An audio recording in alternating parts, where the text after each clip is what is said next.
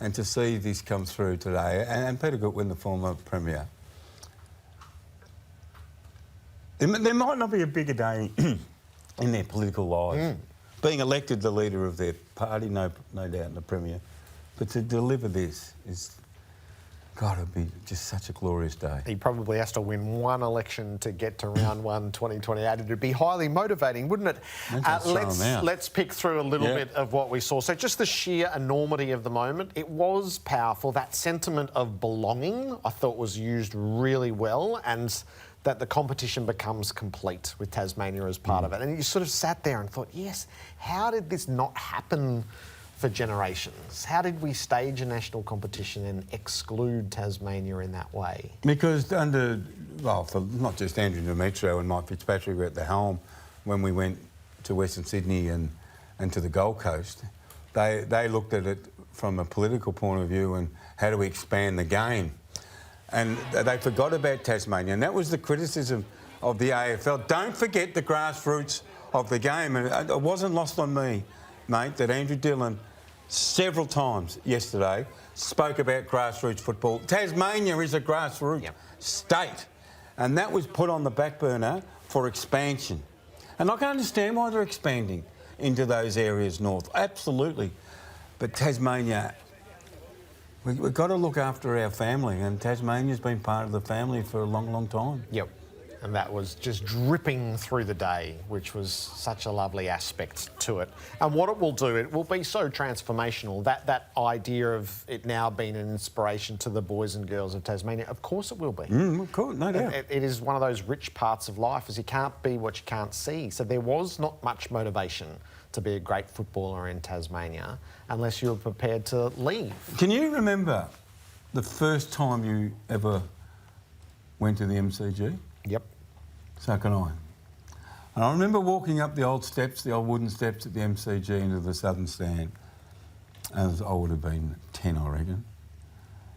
And I was mesmerised by what I was seeing. I was only a kid and I'm thinking, have a look at this.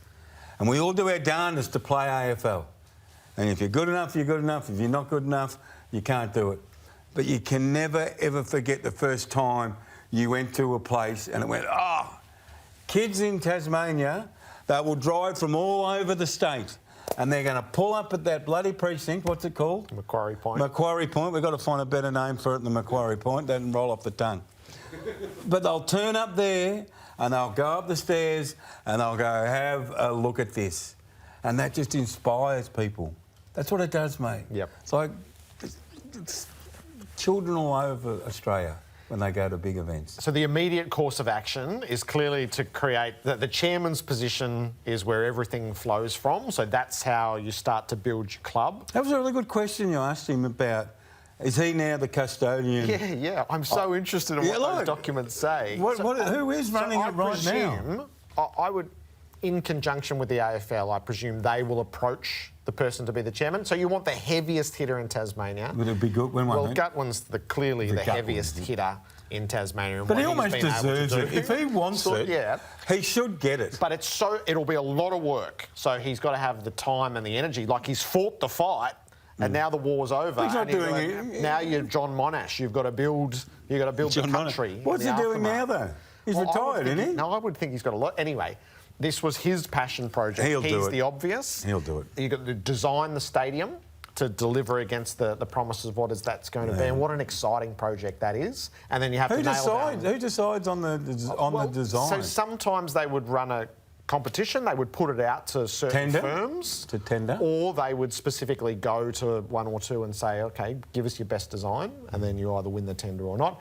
And then there's go to the public to sort out the name, which clearly they want the Tassie Devils. The colours, I mean, you can't go past that jumper. No, as Jack says, that's just iconic. That is Tasmania, isn't it? And then the song that goes in as part of that as well. I hope the song will come. It's like the Giants song. Remember when the Giants song? They did such a good job with that. They took over the country in 2019. It did. All right, so how important is it to be competitive from year one? So this is a really clear focus, isn't it? The warnings of what happened with the most recent expansion have been heeded. It is worth going back. West Coast in their first year won 11 games. Adelaide won 10 games. Fremantle won 8 games, and Port Adelaide won 10 games. So there used to be a way to build a list without going super young and winning one game.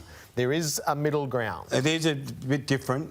They had access to a lot of South Australian senior players playing in the Sandful who come in, like McDermott and these guys. They were experienced players. We can't allow them to be the Suns. We just can't allow it under any circumstances. And we can't allow... the Giants did it better. They still went with a lot of kids, but they were pretty astute with their pickings of the senior players. They went up to Phil Davis, who was only a young fella, but he grew to be a fantastic football club person. And Callan Ward. Yeah, the football club people. You've got to pick the right football club people. They've got to be competitive. They've got to use their draft picks, and they've got to be very astute in who they trade those picks for and what sort of players. Now, I've been reading today, Patrick Cripps, John DeGoey. No. They're 26 now. In 5 years' time, they're 31. We're not giving them $1 million. No. Let's wait a couple of years and we'll see who the 22-year-olds now who are going to be guns at 26, and then we go, we'll come and get you. So a critical mass of 18-year-olds, a critical mass of 24-year-olds with great trajectories, and then a sprinkling of 28 to 31. And hope a couple of them are really superstars in their prime. And there was a juicy morsel that Gill dropped that he's been speaking with marquee young players who'd be more than happy to go to Tasmania. Well, name them, Gill. Yes. Who have you... I'd like to get a hold of his phone, just to have a look at the call log. When's Christian Petrarca on? Oh, he just signed a No, he's locked away for life.